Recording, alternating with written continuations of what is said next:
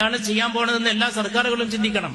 ഈ നാട് നേരിടാൻ പോകുന്ന ഏറ്റവും വലിയ ലോ ആൻഡ് ഓർഡർ പ്രശ്നം നാളെ ലഹരിയായിരിക്കും. ഞാനത് മുൻകൂട്ടി പറയുകയാണ്. ഇപ്പൊ തന്നെ അത് തുടങ്ങിക്കഴിഞ്ഞു. വളരെ സമർത്ഥമായിട്ട് കൊല നടത്താൻ ഒരു ലഹരി അഡിക്റ്റിന് കഴിയും. ഈ അടുത്ത കാലത്ത് കേരള പോലീസ് ഒരു വലിയ കേസ് അന്വേഷിച്ചു, ഒരു കൊലക്കുറ്റം.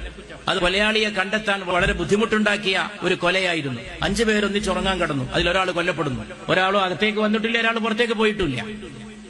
ഈ 5 പേരിൽ കൊല്ലപ്പെട്ട ആളുടെ ഉറ്റ സുഹൃത്തുക്കളാണ് ബാക്കി 4 പേരും. ഒരാളെയും സംശയിക്കാൻ ഒരു നിവൃത്തിയുമില്ല. എങ്ങനെയാണ് ഈ കൊല നടന്നത്? കേരള പോലീസിന്റെ അഭിനന്ദിക്കേണ്ട ഒരുപാട് ഘട്ടങ്ങളിലൂടെ നമ്മൾ കടന്നു പോകാറുണ്ട്. അതിലൊന്നായിരുന്നു അത്.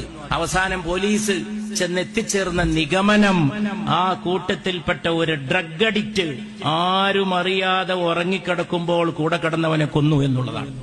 അങ്ങനെയുള്ള ഒരു കാലാവസ്ഥയിലേക്ക് സമൂഹം കൂപ്പുകുത്തുമ്പോ വളരെ വലിയ ഒരു ജാഗ്രത ഇന്ന് ആവശ്യമായി വന്നിട്ടുണ്ട്. മദ്യത്തിന്റെ വരുമാനം കൊണ്ട് പാലം കെട്ടുന്നു, റോഡ് നിർമ്മിക്കുന്നു എന്നാണ് ചിലർ പറയുന്നത്.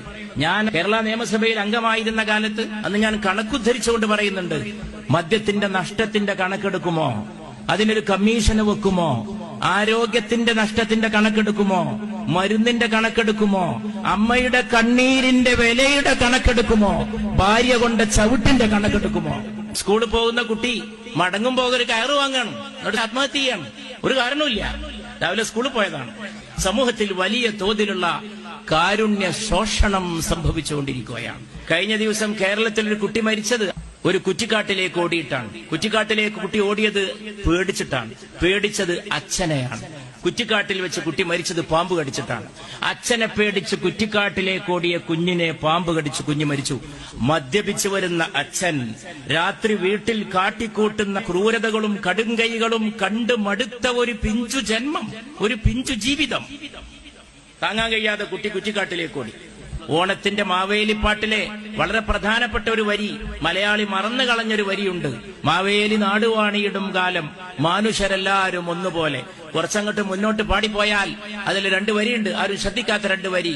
ആധികൾ വ്യാധികളൊന്നുമില്ല, ബാലമരണങ്ങൾ കേൾപ്പാനില്ല. കുഞ്ഞുങ്ങൾ മരിച്ചിരുന്നില്ല മാവേലി നാട് ഭരിച്ചിരുന്ന കാലത്ത്. അപ്പൊ എന്ത് ആരോഗ്യ സംവിധാനമായിരുന്നു അന്നുണ്ടായിരുന്നത്?